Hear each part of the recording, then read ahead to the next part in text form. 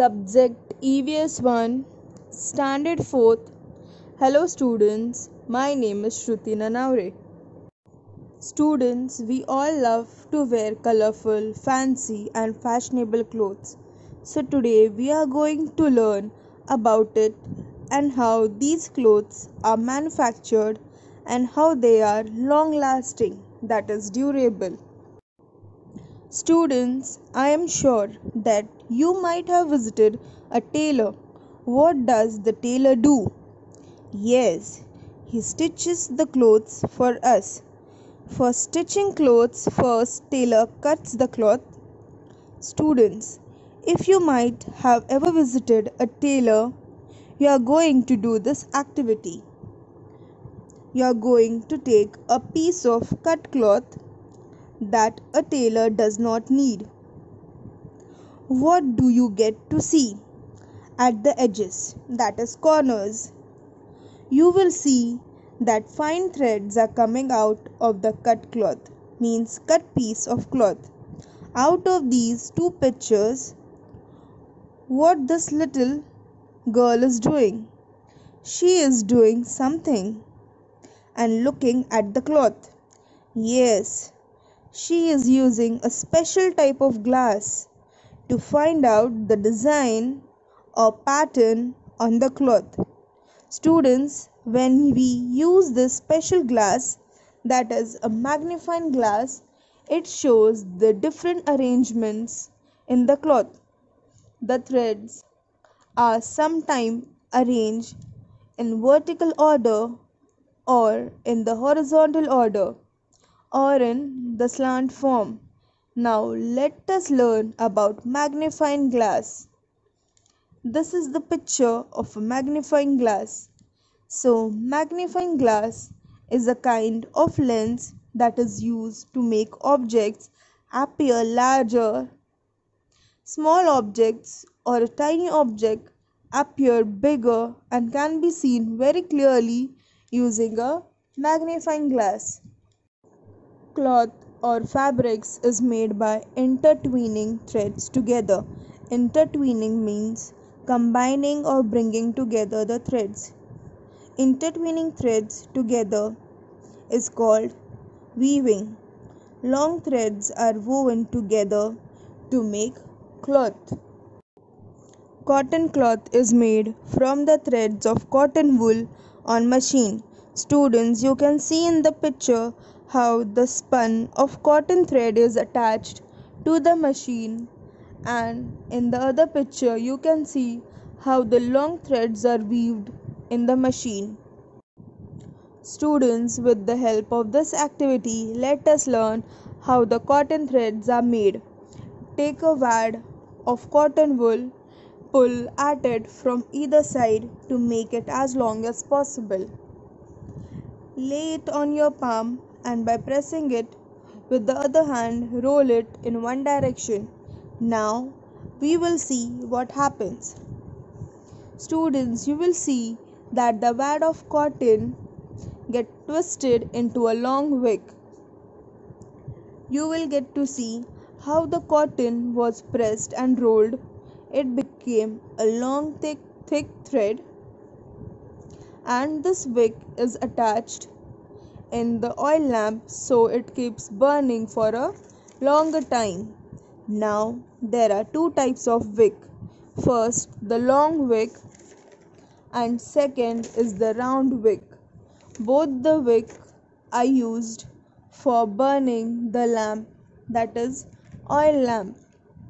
And earlier a spinning wheel was used to draw a yarn from the cotton.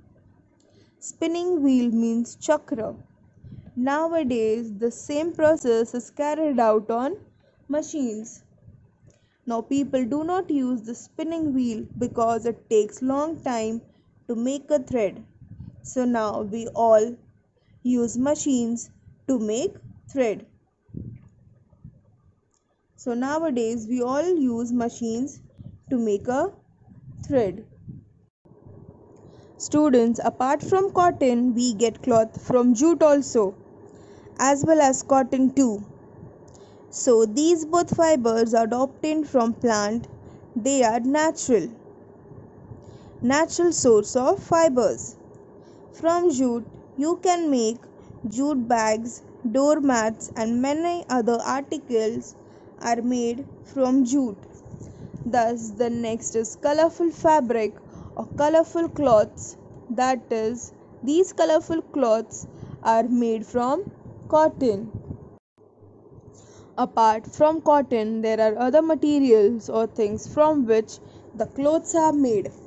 Let us see clothes from things other than cotton. First, silk. Silkworm prepares silk thread which can be obtained from its pupa. Second, wool. Wool can be obtained from the fur of sheep.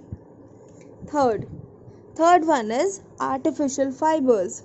Artificial fiber means these fibers are man-made. They are created or made in a machine. So the artificial fibers are man-made and are used to make cloth. For example, rayon, terylene, nylon, polyester, etc.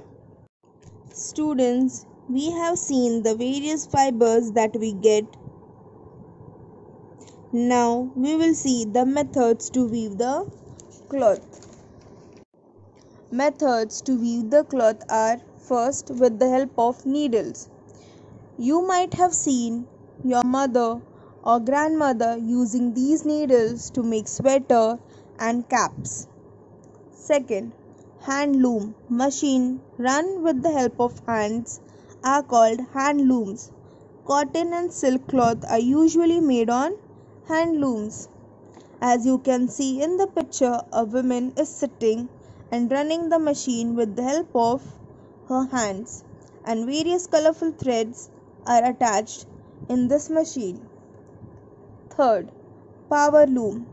Machines run with the help of electricity are called power looms. Many types of cloths are made on a large scale using power looms. Students, as this machine runs on electricity, a large quantity of cloth is produced with the help of the machines. Because of this, the production is more. Now we will learn about how to clean the clothes. When we wear clothes, we wash it regularly after use. Why do we do that? Because it becomes very dirty after we use them. Due to various reasons and to keep ourselves healthy, we wash our clothes regularly with soap and water.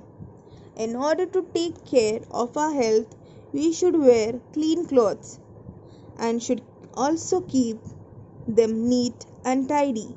Students, wearing clean, neat and tidy cloth is a good habit. If we wear neat and clean cloth, we will look more smarter and brighter. Now let us learn how do we clean our clothes. We wash our clothes regularly, isn't it?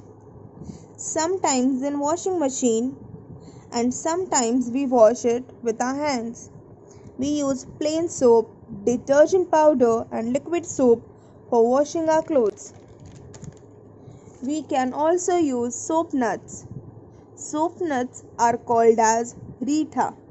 Washing soda, hingenbait and limestones to wash our clothes. These substances are natural ones.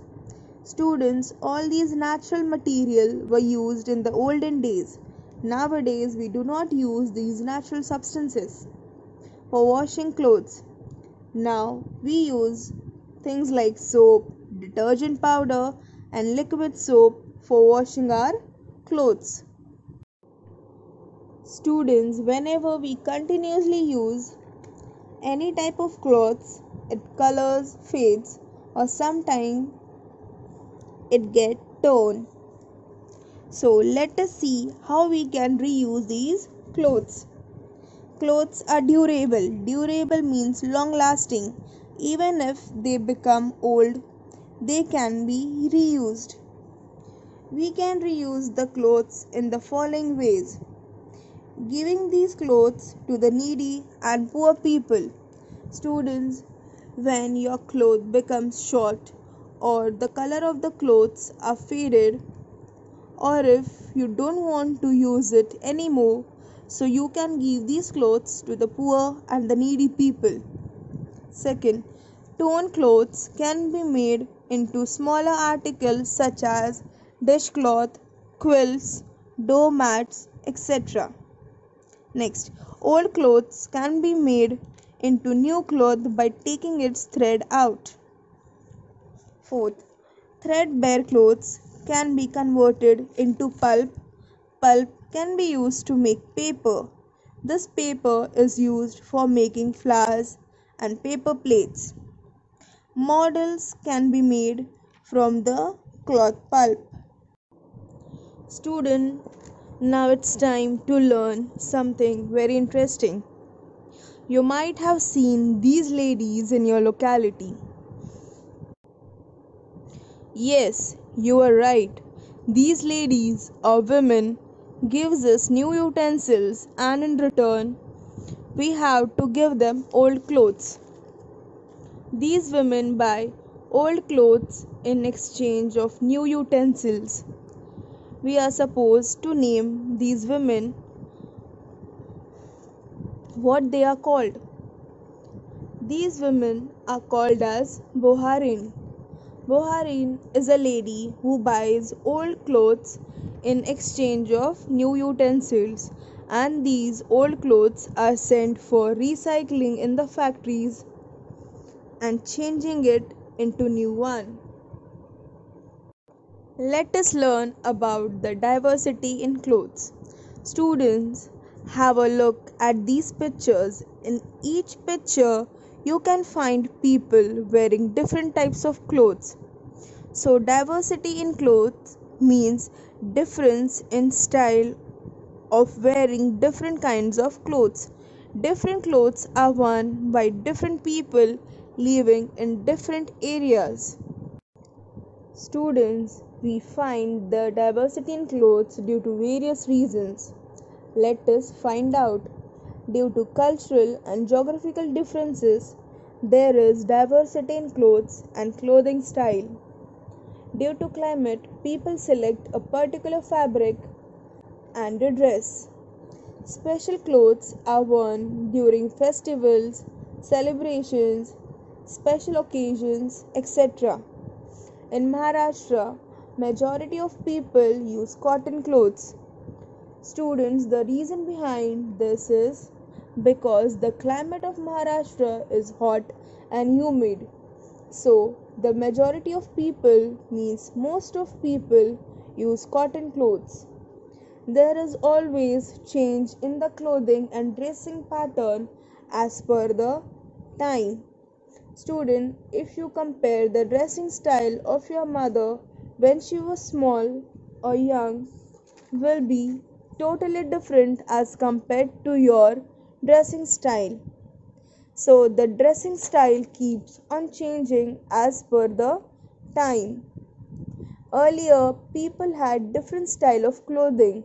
Each and every one of us have different style to put on the clothes. Students, we have completed all these points of this chapter. Let us summarize what we have learned in this chapter. We have learned that cloth is made from yarn. Yarn may be made from cotton, wool, silk, artificial fibers, etc.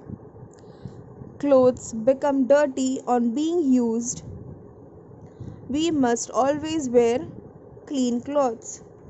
Soaps and natural substances like Rita can be used for washing clothes. Old clothes should not be thrown away. They can be reused. We see diversity in clothing because of cultural and geographical differences. There is a difference in the type of clothing worn in earlier times and those worn today. So, students, hope you have understood our today's chapter. So, keep learning. Thank you.